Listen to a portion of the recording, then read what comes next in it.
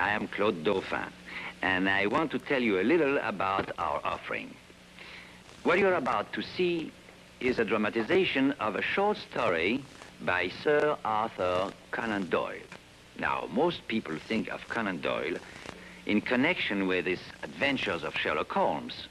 But Sir Arthur was also the author of many historical stories and novels distinguished by a rousing spirit of adventure and sardonic humor. And it is in this lesser known but highly enjoyable style that we bring you our story,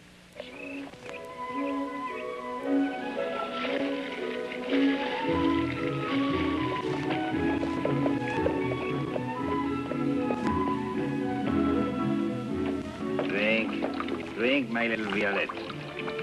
Drink, my darling, to the full, huh?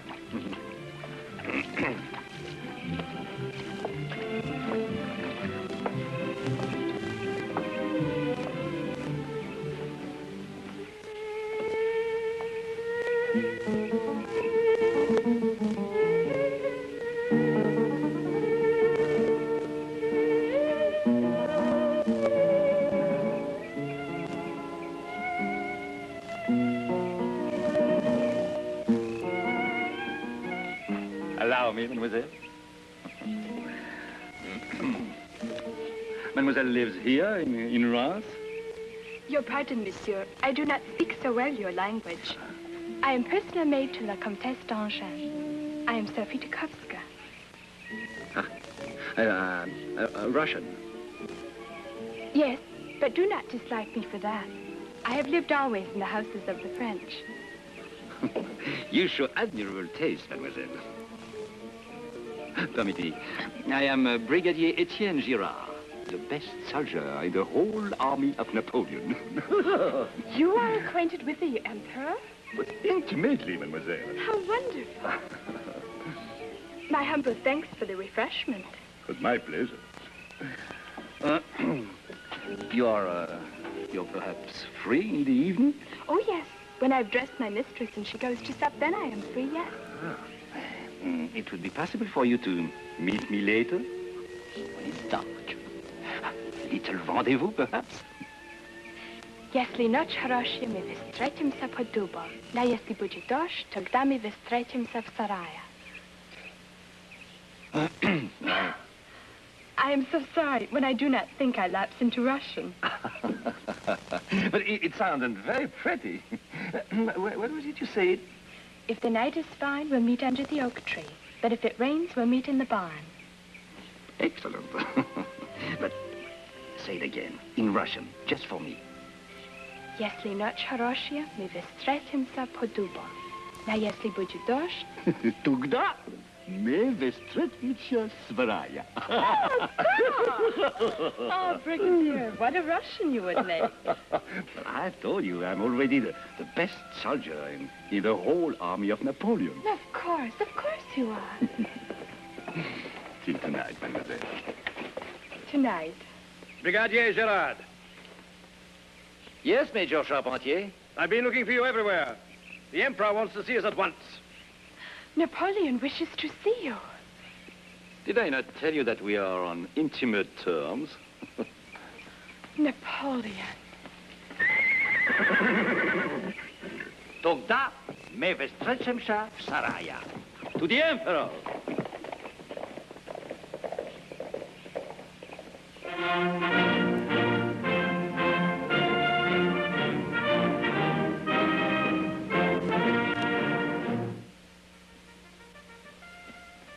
Your sword, Berthier. Now, here you see, Berthier, the valley of the Meuse, and here, Berlin. Sire, the officers you sent for.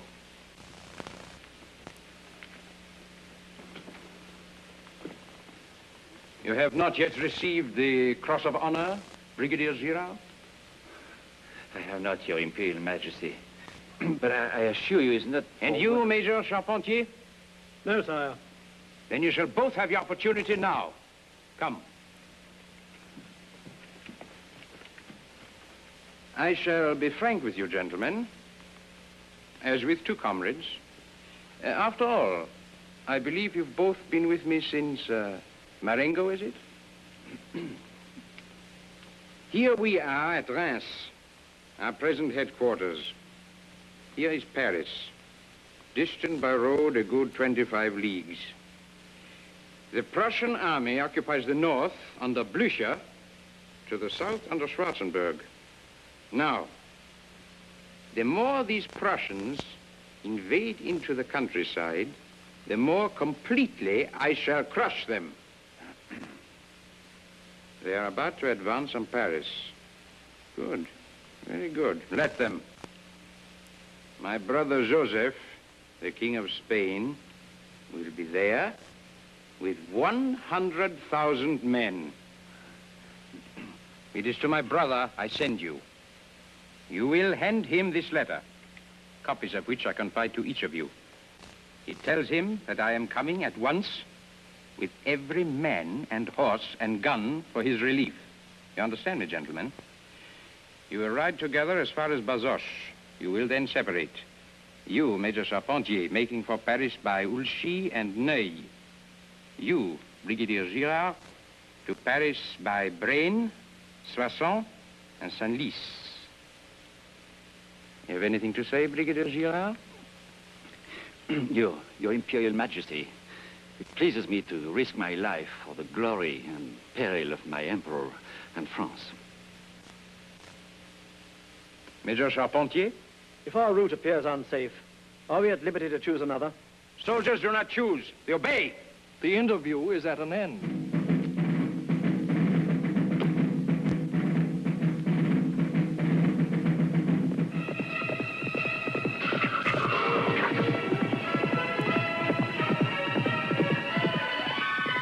All that afternoon, we galloped on towards Bazoches. Every pounding of my dear little Violette's hooves seemed to echo, Napoleon, Napoleon, long live the Emperor. My heart sang as I spurred Violette on. I've never been friendly with Charpentier, and today he was more uncommunicative than ever, seeming to be lost in scowling thoughts of his own.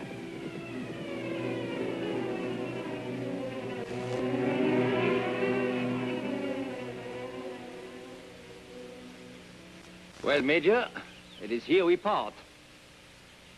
What do you make of it, Brigadier? Of what? Mission, of course. Surely it is plain enough. You think so? Why should the Emperor tell us his plans? Because he's recognized our intelligence. May I ask what you intend to do if you find these villages full of Prussians? I shall obey my orders. But you'll get killed. Very possibly. But I will have had the honor of giving my life for my Emperor.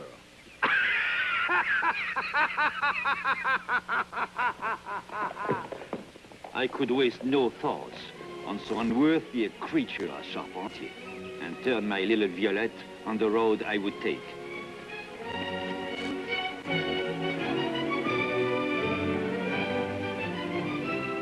On through the night I raced, borne by my trusty little Violette.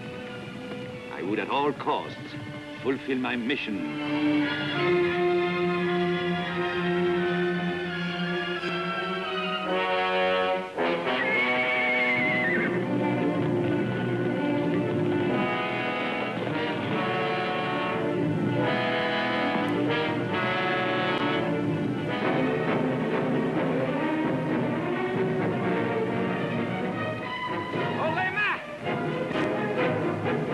Aimed between his eyes. But then I thought of his poor mother, and I dropped my aim to his shoulder.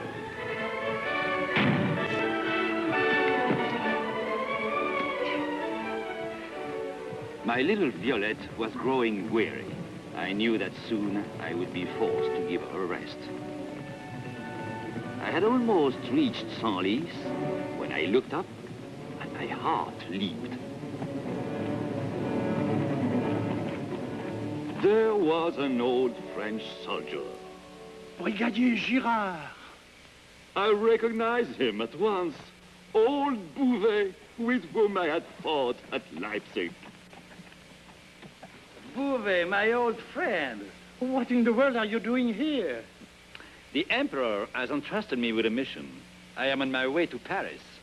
But why this way? There are only Prussian and Cossack here. I prefer to go where the enemy is. Don't be such a hot-headed young fool. Go straight to Paris with your dispatch. Why to go through Senlis, where you're almost sure to be taken or killed? Is Senlis truly occupied? There was a poke of Cossack occupying the mayor's house down there, but they have just been chased out by a squadron of our Poles. Then the mayor's house is now unoccupied. For the moment, but the Cossack will return. And you know, the mayor is known to have the best seller of cheeses and spice meat in this part of France. Look, my old Bouvet, I think my little Violette needs a rest. Why don't you and I go down to the mayor's house and learn for ourselves how good a table the mayor sets? An excellent idea, my boy. But we must be ready to fly at a moment's notice, because at any instant, the Cossack may return.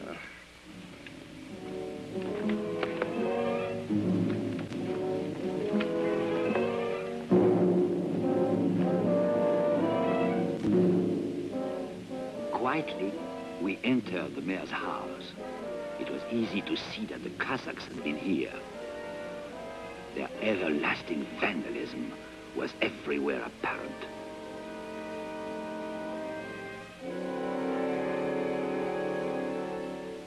Bouvet knew the way to the cellar and wasted no time in leading me to it.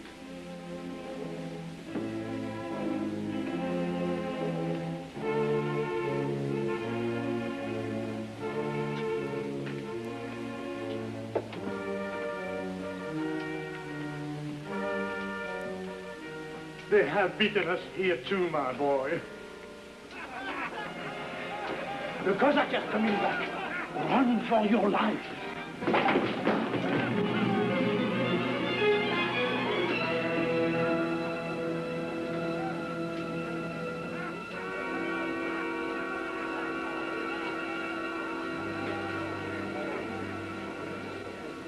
There was no use denying it. I was trapped. I cursed my stupidity.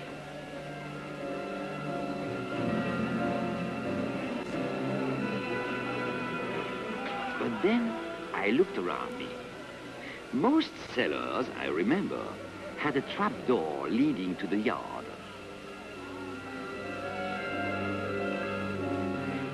There was a door, however. It was slightly ajar. My eyes couldn't be deceiving me, for now it was gently closing. Someone was behind the door.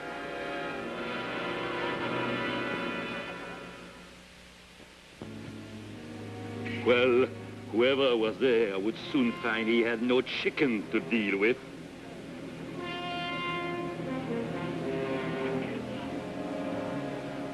I assure you, Whoever was on the other side was holding the door shut.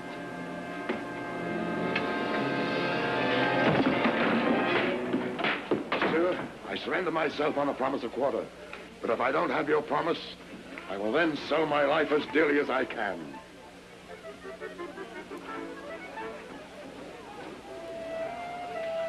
I understand, monsieur. It is quite obvious. The French, with their dreadful Poles, have retaken the town. You're very observant, sir. But a Frenchman knows how to treat an unfortunate enemy. Your life is safe. Have my thanks. And, whom have I the honor of capturing? I am the Count Butkin, of the Emperor's own Don Cossacks. Brigadier Girard, of Napoleon's army. Yes. And, may I ask how you come to be here in this cellar? I came down to sample the food, but then the Poles attacked. My comrades flew. I waited here till it was safe, only to be trapped by you. I could hardly believe my good fortune. Clearly, the fellow didn't realize that his own comrades had returned, that I was the one in danger, not he. And then, suddenly, there came to me an idea. Count Butkin, I find myself in the most difficult position. Why is that? Because I've promised you your life. You would not withdraw your promise. I gave you the word of the finest soldier in Napoleon's army. I am completely in your hands. Would you suggest that I remain here? Oh, that would be the worst of all. Now, presently, the house will be ransacked. They will find you and cut you to pieces. No, I must go and break it to them. But even then, when once they see your accursed uniform, you know, I don't know what may happen. Should I then take off the uniform? Excellent. No, I have it. You take off your uniform and put on mine. That will make you sacred to every French soldier. I will ascend in your uniform.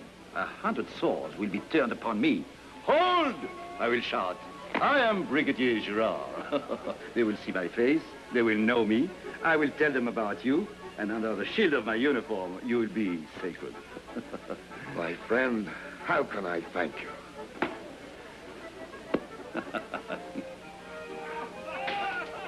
And so we exchanged uniforms. I didn't forget to change my precious letter to its place next to my heart. The Count suggested that I bind him to a barrel, and I willingly assented. After all, I didn't want him after me should he suddenly realize how he'd been duped.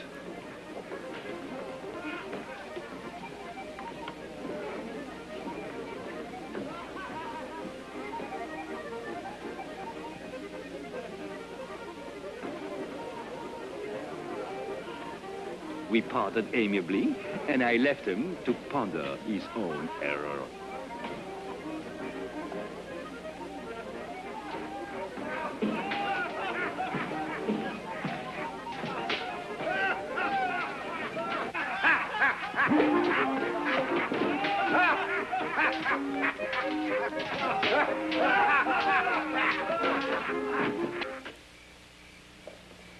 Look, one of those fierce Cossacks.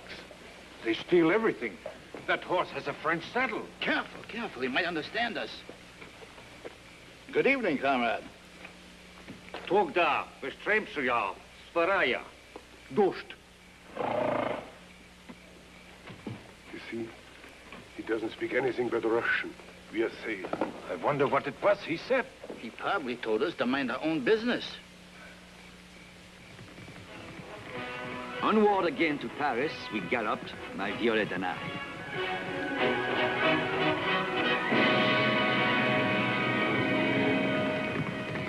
And then, straight ahead of me, I saw him. A Cossack officer, even bigger than Count Butkin. And he suspected something.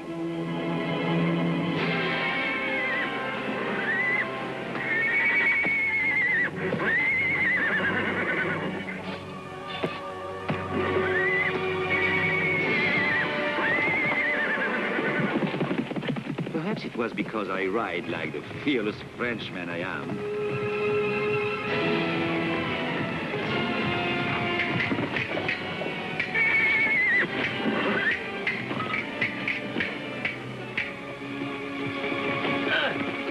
Down he went with a groan and mighty crash.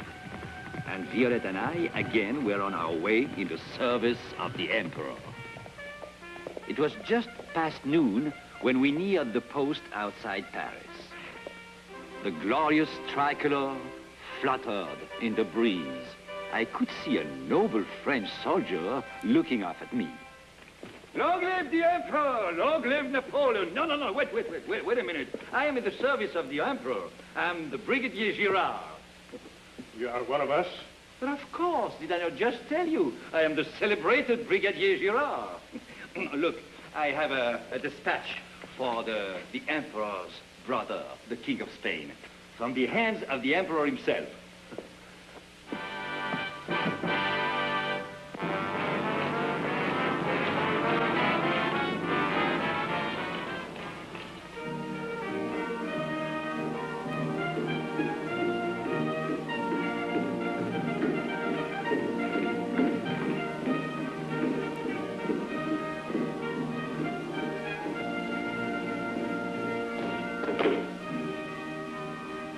Your Majesty, from your brother, the Emperor of all France.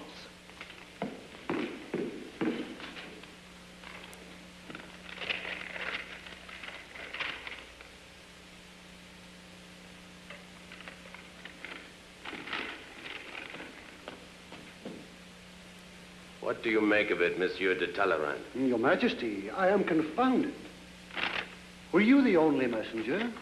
There was one other, sir. Major Charpentier of the Horse Grenadiers. He has not yet arrived. I'm not surprised. It's to us that such commissions should be entrusted. Us? You and... Violette is my horse, a dear little mare. Thank you, Brigadier. I would suggest you acquire the proper hussar's uniform, and when you and Violette are refreshed, return to my brother in Reims. Your Majesty, I am your obedient servant.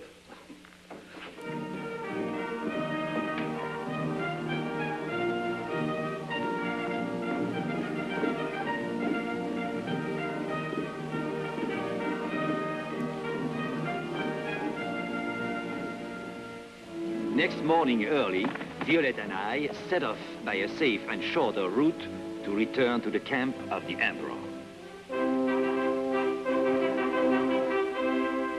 Sire, it is the Brigadier Gerard. He's returned. What? What the deuce are you doing here? I have the honor to report, sire, that I have delivered the dispatch safely to your brother, the King of Spain. What? It is through your Imperial Majesty. The mission with which you entrusted me has been accomplished. What's become of Charpentier? He was captured. By whom? By the Russians. The Cossacks? No, a single Cossack. He gave himself up? Without resistance. He is an intelligent officer. You will see that he is awarded the Medal of Honor. As to you, you brain of a hare, what do you think you were sent on this mission for? Do you conceive that I would send a really important message by such a hand as yours through every village that the enemy holds? How you came through them passes my comprehension. But if your fellow messenger had had as little sense as you, my whole plan of campaign would have been ruined. Can't you see, you simpleton, that the message contained false news, which was intended to deceive the enemy, while I put a very different scheme into execution? Sire, when you are dealing with a man like me, you would find it wiser to deal openly. I had known that you wanted the dispatch to fall into the hands of the enemy. I would have seen that it came there. As I believed that I was to guard it, I would have sacrificed my life for it. I don't believe, sire, that any man in the world ever met with such danger as I did in trying to carry out what I thought was your will.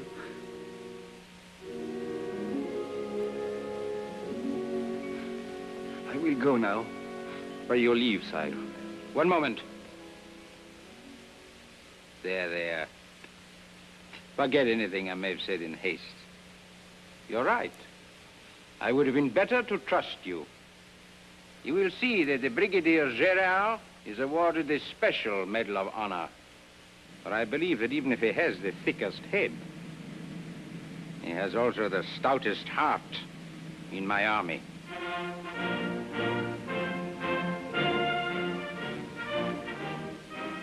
Never did a medal shine more brilliantly than mine. Never did a medal shine, as the Emperor himself admitted, over so stout a heart. And there was one in particular I wanted to have see me tonight. After all, did I not have a rendezvous with little Sophie?